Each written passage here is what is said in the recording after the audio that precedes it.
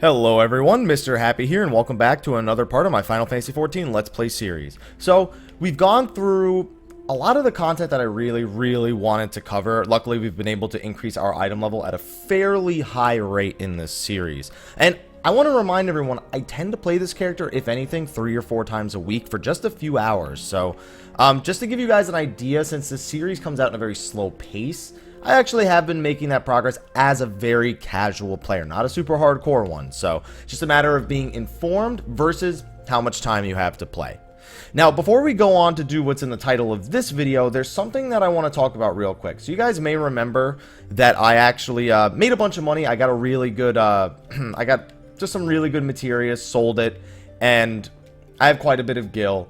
So, with all the stuff that ended up selling, I wanted to give myself a boost in item level. So, I personally decided to invest in an item level 110 ring.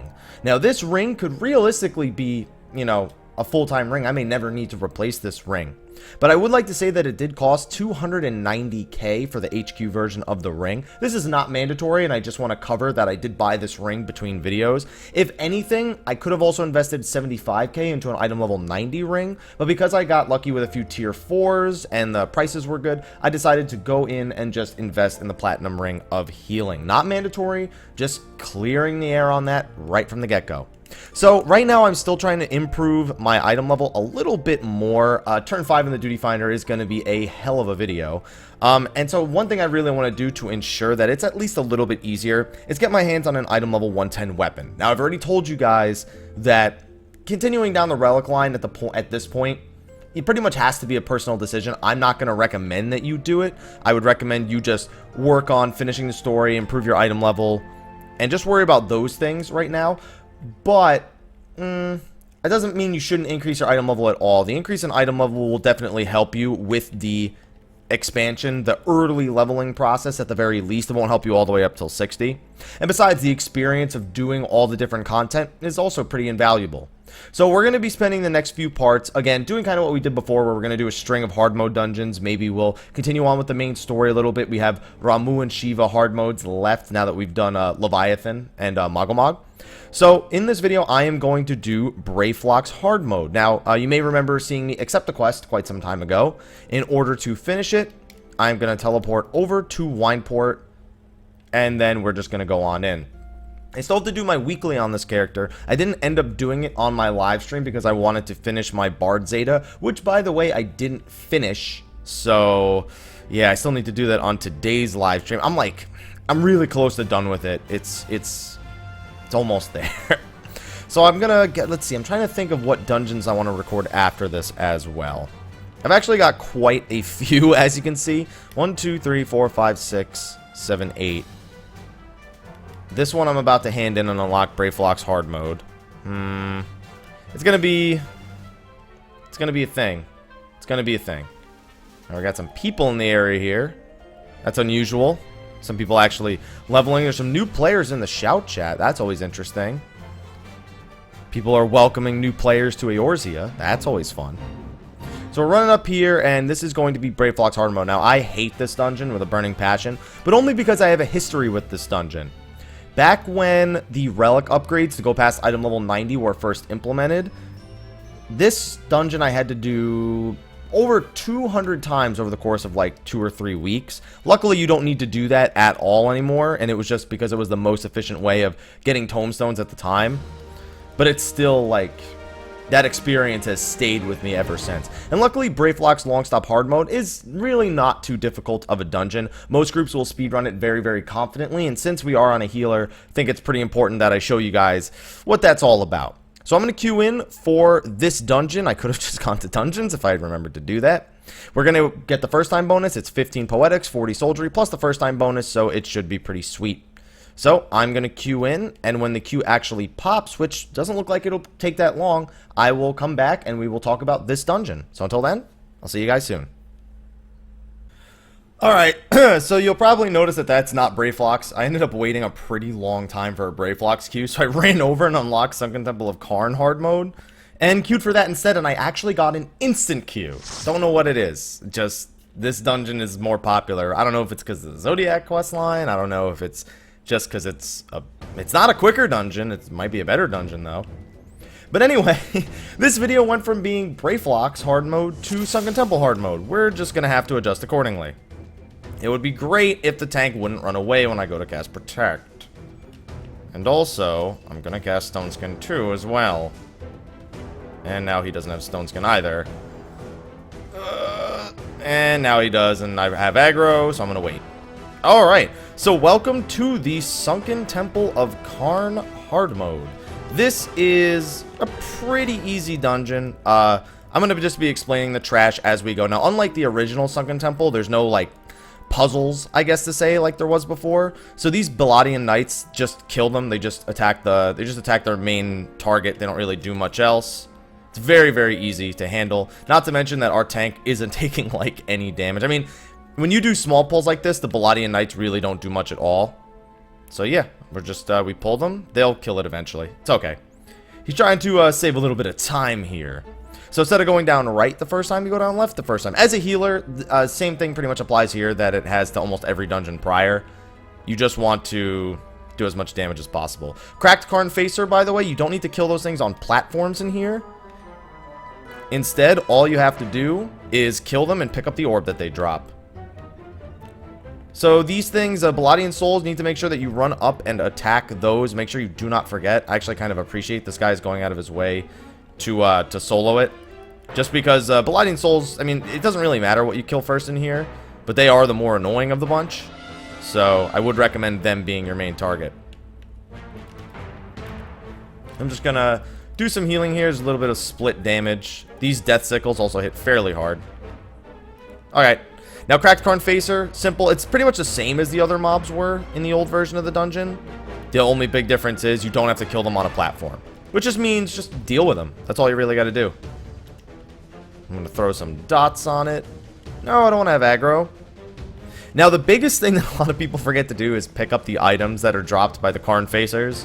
You need them in order to complete the dungeon. So it's pretty important that you actually pick them up.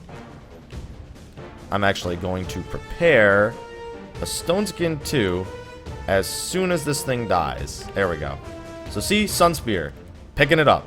Well, we will not forget. I've had so many groups that just forget to pick them up, and then somebody needs to run all the way back. I've mentioned that in other dungeons too. Now, a common speedrun strat is to actually have somebody unlock this door and then run all the mobs that he's fighting right there into the room. Now, you see those spikes on the floor? You can actually use those in order to damage the enemies. So it looks like we're not going to do it that way. It looks like we're just going to take it one pull at a time. So what a lot of people will do is they'll pull this set into the room with the next set and try to, as best they can, hold all 6 enemies over the spike traps. So that way these enemies die faster. It's a very, very common strategy. We're not using it this time for whatever reason, but it doesn't really matter. This stuff is pretty easy to kill anyway. I think we have, what, 1 enemy left or something like that? Yeah. So we'll kill that. And then we'll move on. I just like trying to Stone Skin 2 at the end of every pull. Except when that happens, because then it makes it hard to hit all 4 people. Alright. So you're going to want to tank all of these on top of the spikes. Make your life much, much easier. See how the Death Sickle is taking like a bunch of damage from standing on the spikes. And now the Campator will probably take a bunch of damage as well. Yep, he's taking some damage, not taking a bunch. Actually, I can't even tell if he's being hit by it. It's hard to tell. I think he'll be alright. Damn, my cures do so much more now that I have some gear. Oh, it feels so good. Just gonna do one more holy. There's only 2 enemies left anyway. By the time the whole... Oh no, it did actually hit both targets. Interesting. Alright, and now we're already at the first boss pretty much. You're going to have to take some fall damage right here. Oh, yeah, and if you stand on those spike traps, they will absolutely hurt you as well. Take some fall damage right here. Get to the front of the first boss room, and then I will Medica Body up. Get a Stone Skin 2 going. And we should be... Oops, that's not the right one. Alright, and we're good to go. So welcome to the first boss of this dungeon. Very, very easy boss. So you notice he has 3 parts. do you see the part with the orb on it? At the very start when he spawns, you'll see an orb on one of his body parts. You want to ignore his head where it says damage agitator. Well, not his so okay, you want to ignore damage agitator as a target and go for whichever one of his limbs had that orb on it. So see how the DPS are killing the arm? When you kill that, he'll fall apart and 3 ads will spawn. Now you can also summon orbs on people which do pulsing AoE damage. So when he picks you for it, just, you know, move away, make sure you're moved away from the group, move the boss away from the group. Just do your best to not get killed by it. And then kill these ads and he'll respawn. If you don't kill those ads fast enough, he'll respawn naturally. Now he enters phase 2. So the next one is his head. This changes every time, by the way, so don't watch this and think, oh, that's the only thing I'll ever have to do. That mark above that person's head was actually for that ball. Now this is probably the most important mechanic of the fight, is this little whirlwind right here. Now when I stand in it, you'll notice that I get shifting sands. If that debuff wears off while I'm standing in, like if it ticks all the way down from like 9 seconds to 0 and you're still standing in the shifting sands, you'll die in a single hit. It'll just instantly kill you. So if you're inside the giant whirling AoE, just move out of it. That's pretty much the golden rule of MMOs in general. Is there something that looks bad? Is it doing good things to you? No, then get out of it. That's pretty much the golden rule of MMOs. So you'll have to do this one more time. We'll have to kill the, looks like it's the head again. Like I said, completely random. You don't have to, it doesn't always have to be, you know, head, arm, and tail separately. Sometimes you can get them separately. So now we have 2 shifting sands. I'm just going to move over here real quick. And then keep healing.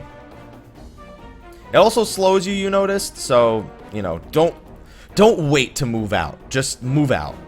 Alright, so they destroyed it. Now we got 3 more ads. I'm actually going to sprint right through this. I took 1 hit for, 600 damage. Like, yeah. This fight is not that hard. This fight's not the fight. This is like a freebie, as far as I'm concerned when it comes to bosses. This is a freebie. I'm actually going to DPS here. So he gets back up. See how he got back up? And now you just have to finish him. He's still going to do all the, like, same attacks.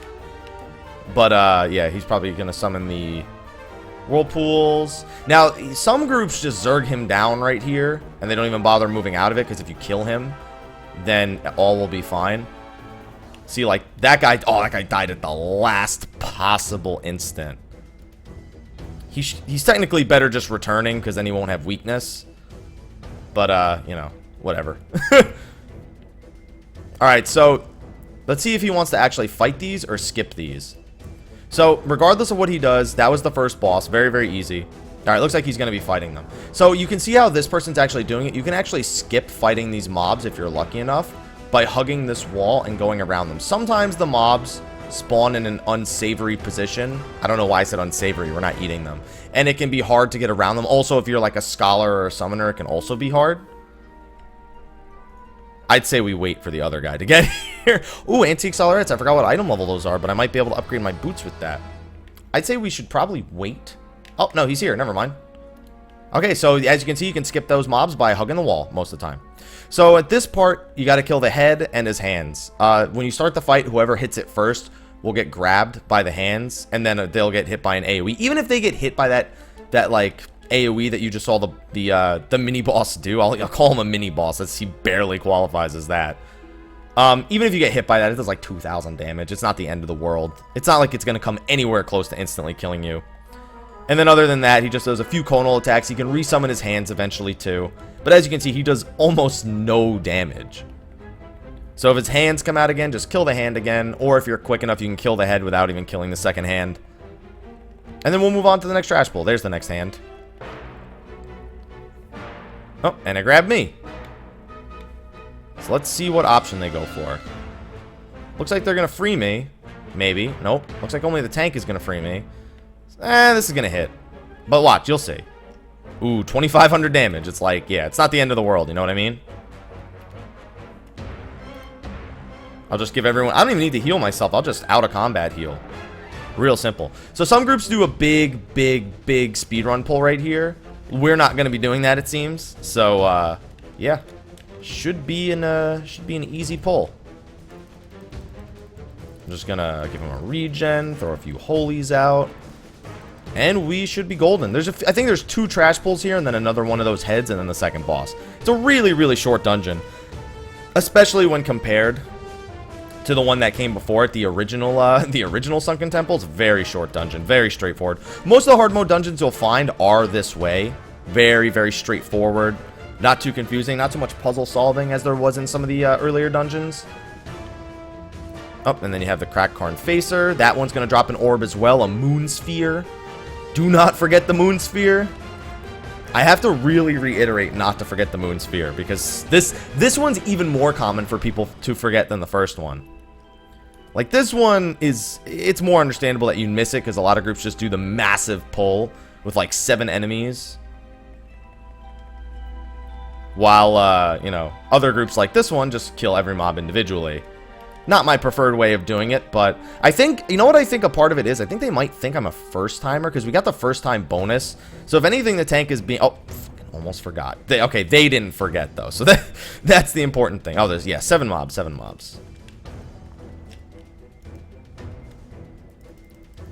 Alright. Let's get these holies off. I want to contribute to my damages. I can get 1 more holy.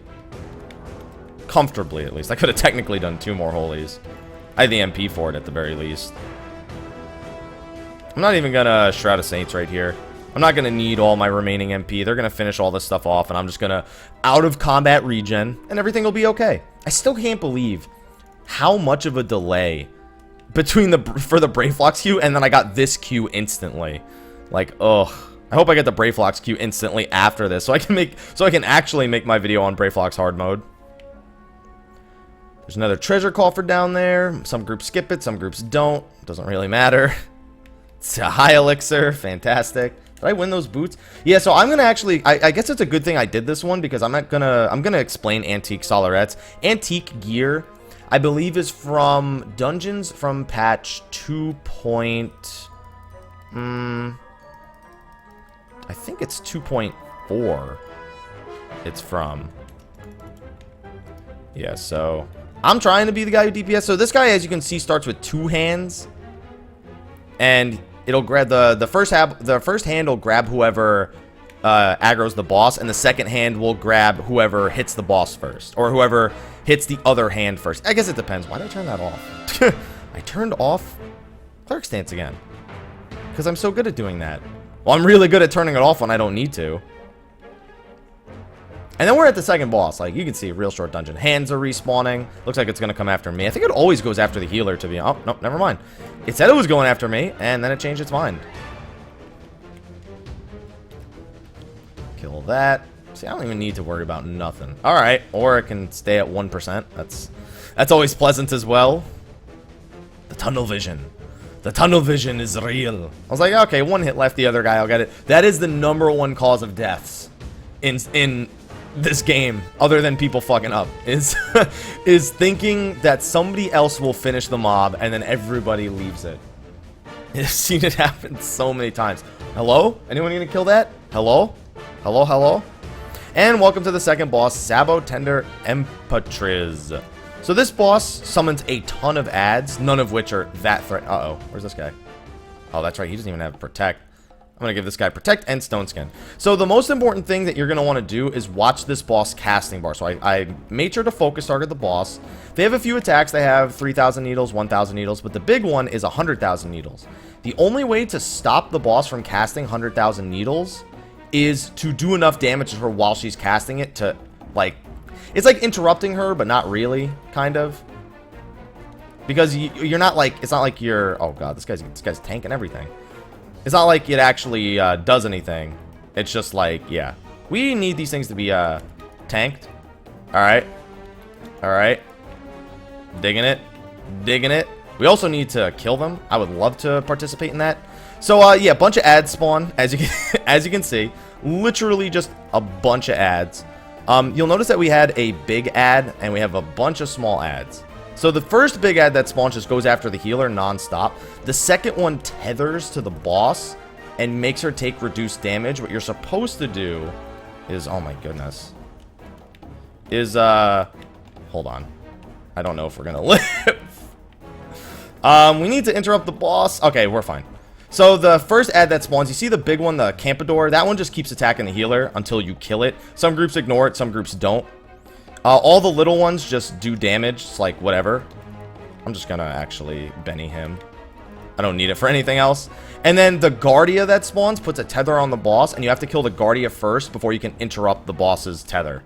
All the small ones just auto attack, auto attack, auto attack. There's a bunch of AoEs you gotta dodge. And other than that, it's a really, really easy fight. Like, you can see, people were just flat out ignoring every single mechanic there. And I had to do so much more work because of it. And it was still a complete joke. Like, you see what I mean? I would recommend killing off the small ones, like just AoEing them down real easily. If you're a white mage, cast a few holies. Make sure that if you're the tank, you pick them all up as best as possible. Make sure if you're a DPS, you keep the boss focus targeted so you can switch them for 100,000 needles. Except in the case of the Guardia. When the Guardia spawns, you should kill the Guardia first and then refocus to the boss. I thought he got hit by that for a second. Alright. Okay, speaking of holies, we'll get a few holies off here. The big one that spawns on the healer, you can leave it up to you. You can either kill it or just let the healer deal with it. It does a few point-blank AoEs that can get really annoying. But overall, it's not too difficult. The last boss is kind of weird, though. Like, you need a tank that's really, really paying attention for the last boss. Because there's one mechanic that can make it significantly harder towards the latter half of the fight. And I don't know that we'll have that. I might just do it old school and just interrupt it with Holy. And I don't know why that's old school. That's not old school. That's ridiculous. Shouldn't have to do that. But it has an ability that you need to stun. You don't even stun the ability. You stun the boss, and then the person just runs away from the boss when it does that ability while it's stunned. We need to kill these mummies. Maybe I'm not the only first one here. Beginning to think that might be a possibility. Maybe. Maybe not. I can't tell. I got a free cure proc here. So yeah, that's the second. You saw the second boss. Now it's pretty much just a bunch of regular enemies. Temple mummies. Just they hit the tank. They hit whoever they're hitting. Deal some damage. Just kill them off, and you should be fine. Make sure you pick up the star sphere, which we picked up back from that back in that old set of enemies. You may have seen me pick it up. You may have missed it, but there's a star sphere there. Just make sure at this point in the dungeon you've picked up the sun, moon, and star sphere. You won't be able to get that far if you haven't, but make sure you're doing it.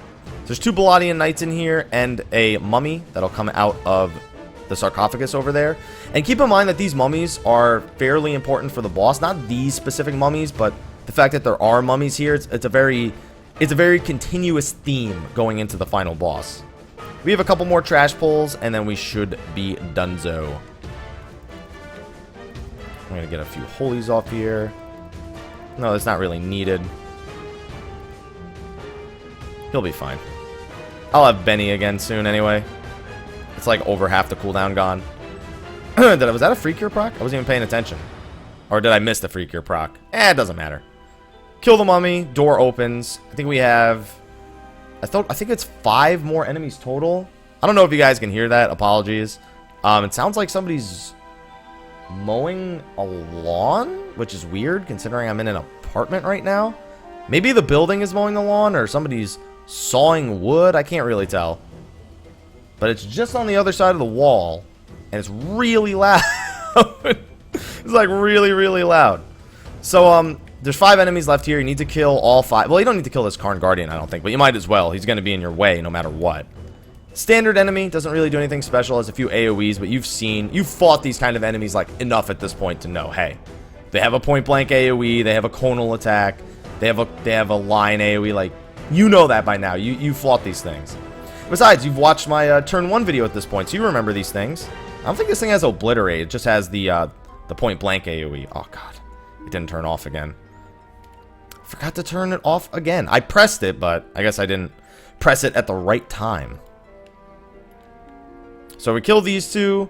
Then this door is going to open. We have to use one of the 3 spheres that we got. On the other side, the same thing will happen. We'll have to use one of those spheres. And then we'll have to press the magic pedestals once both of the spheres have been placed. And we'll be on the final boss. Real short dungeon. It's almost shorter than the queue was for Brayflox. I wish I was kidding. It's been, what, 19 and a half minutes in this dungeon?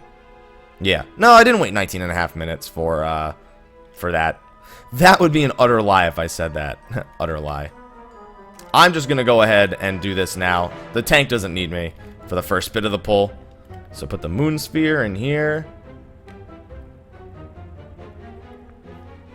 And then you can see the line. Same thing will happen, except it'll be a different sphere over in this one, and then final boss. This final boss is going to be interesting. I think our DPS is more than good enough. It's just a matter of, as long as people move out of the way of mechanics, should be fairly simple. It's a really, really simple boss, but it's, at the same time, it can be a really, really troublesome boss. Depends on your group. Alright. I got this one, and then somebody can get the last magic pedestal. There we go. Now he's going to get the last one, and it will open the gates. The final boss room is not as deep into the Sunken Temple this time, as you can see. I don't know. It doesn't matter whether or not you go up on the left or the right side.